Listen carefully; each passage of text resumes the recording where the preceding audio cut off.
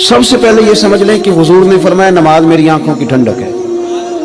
یعنی ہم چونکہ کچھ باتیں بہت زیادہ سنتے ہیں تو اس کا ذائقہ نہیں محسوس کرتے. کبھی حدیث کے لفظوں پر غور کریں. فرمایا نماز میری آنکھوں کی ٹھنڈک ہے. یعنی کہتے ہیں نا آنکھیں ٹھنڈی ہو گئی. تو حضور فرماتے ہیں جب تو سجدہ کرتا ہے نا میرے امتی، جب تو نماز پڑھتا ہے، رکوع قیام سجود کرتا ہے، تو تیرے نبی کی آنکھیں ٹھنڈی ہوتی ہیں.